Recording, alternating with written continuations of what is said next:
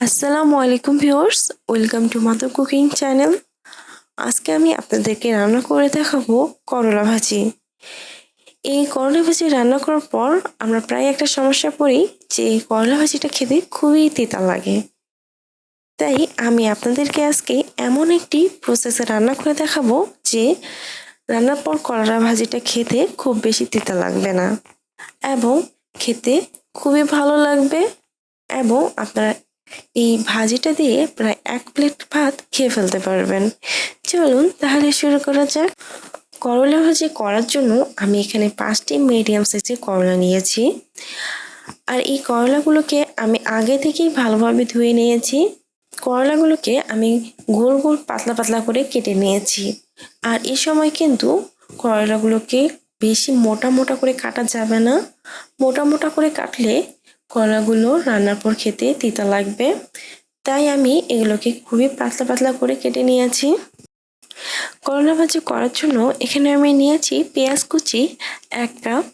পেঁয়াজ কুচি আমি একটু বেশিই নিয়েছি, কেননা ভাজিতে পেঁয়াজটা একটু বেশি ইউজ করলে ভাজিটার মধ্যে থেকে হালকা মিষ্টি মিষ্টি একটা ভাব আসে এবং ভাজিটা খেতে অনেক ভালো লাগে। নিয়েছি রসুন। আমি এখানে রসুনের কোয়া নিয়েছি প্রায় 1/2 কাপ। কাঁচামরিচ 7 থেকে 8টি। আমি এই কাঁচামরিচগুলোকে কেটে নিয়েছি। আপনারা আপনাদের প্রয়োজন অনুযায়ী ঝালটা বাড়িয়ে বা কমিয়ে নিতে পারেন। এখন আমি চুলার উপর একটি কড়াই বসিয়ে দিব। তারপর চুলাটি অন করে চুলার আঁচ মিডিয়ামে রাখবো। দিয়ে দিচ্ছি সয়াবিন তেল 1/2 কাপ। তেলটা হালকা গরম হয়ে এলে দিয়ে দিব গোটা জিরা খুবই সামান্য পরিমাণে। তারপর দিয়ে দিচ্ছি গোল গোল পাতলা করে কাটা সেই করলাগুলো। দিয়ে দিচ্ছি পেঁয়াজ কুচি 1 কাপ, কাঁচামরিচ 7 থেকে 8টি। এই কাঁচামরিচগুলোকে আগে থেকে কেটে রেখেছি। রসুনের কোয়া 1/2 কাপ। এখন আমি এই সব উপকরণসমূহকে খুব ভালোভাবে নেড়ে নেড়ে ভেজে নেব। দিয়ে দিব লবণ পরিমাণ মতো। লবণ দিয়ে এই ভাজিটাকে আমি খুব ভালোভাবে নেড়ে নেড়ে রান্না করব। আর এই ভাজিটাতে আমি কোনো প্রকারের পানি ইউজ করব না।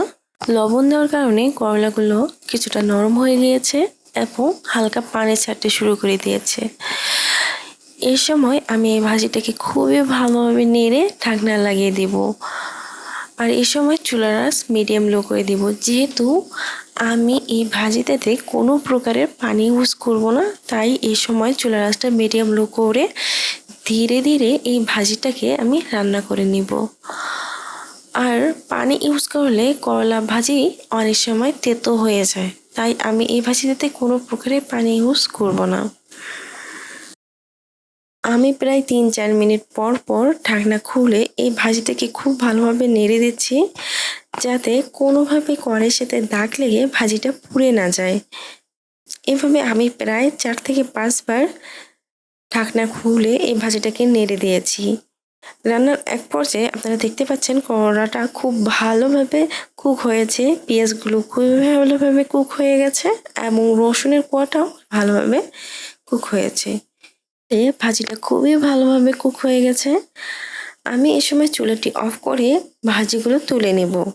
তৈরি হয়ে গেছে খুবই মজাদার করলা ভাজি।